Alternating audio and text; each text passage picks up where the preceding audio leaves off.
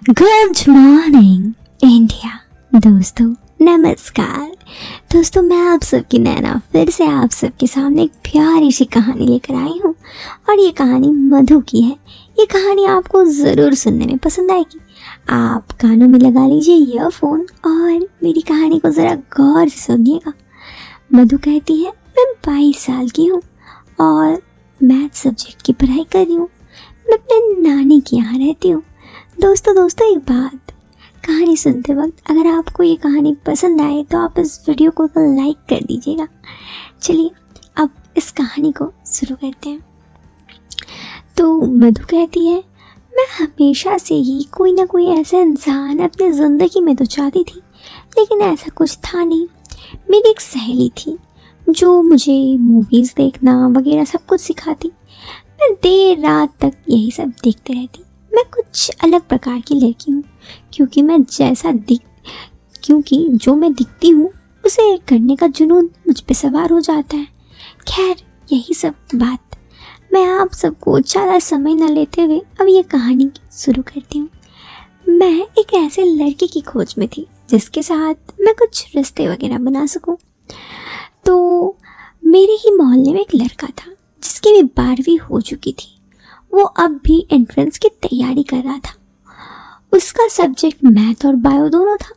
उसके परिवार से मेरे परिवार के अच्छे रिलेशन थे, तो मैंने भी उसे अच्छे रिलेशन बनाना चाहती थी। लड़का दिखने में तो हैंडसम था और काफ़ी सीधा साधा भी। खैर उसकी हाइट भी 5 फुट 10 इंच था और सच में वो देखने में अच्छा खासा था। वो जिम भी जाता था। मैं हमेशा उसे देखती थी तो पता नहीं मुझे क्या हो जाता था। अब वैसे तो मैं जहाँ रहती वहाँ नाना नानी और मामा रहते। मामा की शादी हो गई थी और वो मुंबई शिफ्ट हो गए। एक दिन मैं सुबह जल्दी उठ गई और बालकनी में खड़ी होकर बाहर देख रही थी। तब मैंने देखा मयंक सुबह मॉर्निंग वॉक कर रहा था। मयंक यानी वही लड़का। मैं उसके सुबह निकलने के समय के साथ अपना समय सेट कर दी। अगले दिन उसी वक्त उठ गई। मैं उसे 5 मिनट पहले घूमने निकली। रास्ता में वो मेरे बगल से गुजरा। मैंने पहले ही पहल करते हुए से कहा, अरे मयंक तुम। उसने भी मुझे देखकर आश्चर्य कहा, अरे मधु जी आप कब से मॉर्निंग वॉक पे आने लगी? मैंने उसे बताया, बस कुछ ही दिन से आने लगी। क्या तुम रोज आते हो? उसने कहा, हाँ मैं रोज आता हूँ। मैंने कहा, बढ़िया मयंक, आना भी चाहिए। इसलिए तो देखो तुम कितने अच्छे और फिट हो। वैसे मयंक तुम्हारी एज कितनी है? उसने बताया, मैं भी 20 साल का हूँ। मैंने उसे झूठ बोलते हुए कहा, अच्छा तो तुम मेरे ही बराबर हो।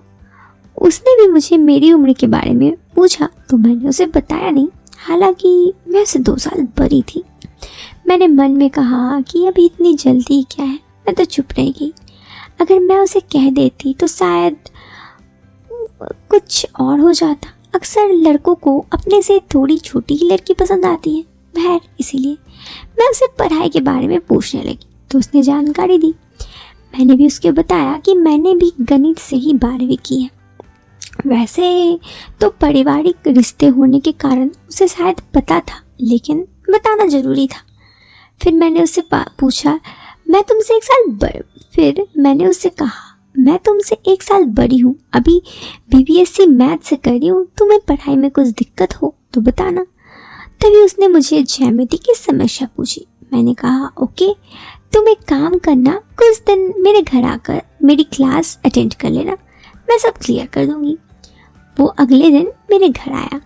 मुझे उसके सामने अच्छा दिखना था तो मैंने भी अच्छे तरीके से तैयार हुई और मैंने अच्छी ड्रेस वगैरह भी पहनी। मैंने ऊपर एक टी-शर्ट पहनी और नॉर्मल कपड़े, थोड़ा सा मेकअप भी किया। अब हम दोनों बैठ गए। मैंने उसको 20 मिनट तक अच्छी तरह समझाया। वो बिल्कुल सीधा साधा लड़का था। उसने तो अपनी नज़र ऊपर तक नहीं की, जबकि मैं बार बार उसे देख रही थी। मैंने देखा कि उसकी नज़र नीचे ही है। ये मुझे कुछ अच्छा संकेत लगा। धीरे धीरे उससे पूछने के बहाने मेरी तरफ देखने लगा। दोस्तों मेरे घर से उसका अच्छा रिश्ता था, इसलिए मैं यूं ही उसे कुछ कहूँ तो ये बुरा हो सकता था, इसलिए मैंने उस वक्त तक उसे कुछ नहीं कहा था।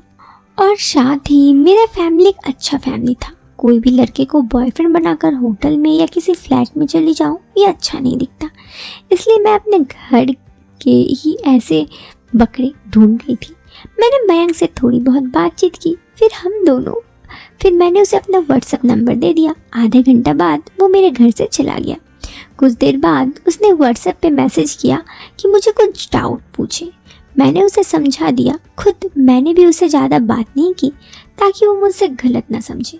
फिर मैंने उससे कहा, यदि तुम्हें कुछ और पूछना हो तो शाम में मैं फ्री हूँ, तुम 9 बजे तक मेरे घर आ जाना। अगले दिन करीब रात के 9 बजे आया। मेरे नाना नानी 8 बजे सो जाते। उस समय मैं ऐसे ही बैठी थी, ठंड का मौसम था। मैंने उसे 9 से 10 बजे तक अच्छे से पढ़ाया ताकि उसके दिमाग में पढ़ाई की बात आ जाए। उसके बाद मैं इधर उधर से बातें करने लगी। जी हाँ, आज मयंक भी मुझे देख रहा था। बार बार उसकी नज़र मेरे तरफ थी। शायद उसे मैं आज अच्छी दिख रही थी। मैं उसे रिझाने का कोशिश भी कर रही थी। तभी उसने मुझसे पूछा, आप क्या घर में अकेली हैं? मैंने कहा, नहीं, नाना नानी भी है। फिर उसने अपने घर के बारे में बताई तो मैंने ये टॉपिक पकड़ लिया। मैंने उसे बताया कि मेरी एक सहेली है, उसके बॉयफ्रेंड ने उसे छोड़ दिया तो उसने कुछ ऐसा उल्टा फुल्टा हरकत की। तो उसने कहा, ओह ये तो बहुत गलत है। मैंने कहा, हाँ, यदि उस टाइम उसे कोई बेस्ट फ्रेंड होता तो उसे सहारा मिल जाता। मयंक एक सीधा साधा लड़का था। उसे ये ज्ञान देने के पीछे मेरी एक भारी योजना थी।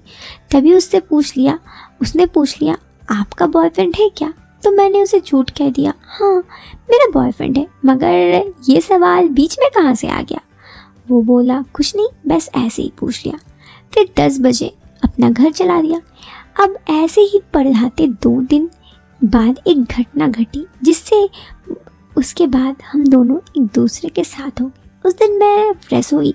दिन 2 बजे का टाइम था। नाना नानी सो रहे थे। अचानक से मयंक मेरे घर आया और उसे कुछ दिक्कत हो गई। उस समय मैं वॉशरूम की तरफ ही थी। मैंने कहा, क्या हुआ मयंक? उसने कहा, कुछ नहीं। फिर उस दिन उसने मुझे इस तरह से देखा कि काफ़ी कुछ हम दोनों ने एक दूसरे को आंखों ही आंखों में कह दिया और उसने भी मुझे अपने दिल की बात बताई। सच कहूँ तो मैंने पहले उसे ना नुकुर बहुत किया। मैंने कहा, मेरा तो बॉयफ्रेंड है। उसने कहा, मुझे पता है आपका बॉयफ्रेंड नहीं है, आप मुझे झूठ कह रही हैं। मैंने कहा, तुम्हें कैसे पता? तो उसने कहा, क्योंकि बार बार आप मुझे रिझाने की कोशिश करती हैं। मैंने कहा, ऐसा कुछ नहीं है। तो उसने कहा, झूठ मत कहिए, ऐसा ही है। लेकिन फिर बाद में मुझे उसकी बात माननी पड़ी। फिर उस दिन के बाद हम दोनों कुछ दिनों के लिए रिलेशन में आ गए। मयंक के साथ मेरा रिश्ता काफ़ी अच्छा चला, लेकिन फिर इसी बीच कुछ यूँ सिलसिला हुआ कि हम दोनों की दूरियां आ गई और फिर हम दोनों का ब्रेकअप हो गया। फिर मैं नाना नानी का घर छोड़ अपने घर आ गई और नए कॉलेज में एडमिशन ले ली। लेकिन मयंक मेरी ज़िंदगी का पहला लड़का था जिसे मैंने अपना बॉयफ्रेंड बनाया था, इसलिए उसके साथ ये रिश्ता काफ़ी अहम था जो मैंने आप सबको शेयर किया। तो दोस्तों, कैसी लगी आपको ये प्यारी सी कहानी? कमेंट बॉक्स पे कमेंट करके ज़रूर बताना। पसंद आई हो तो आप लाइक कर सकते हैं। चैनल पे पहली बार आए हैं तो सब्सक्राइब करें। मिलते हैं फिर एक नए वीडियो में एक नया इंटरेस्टिंग टॉपिक के साथ। Till then bye bye, take care, bye.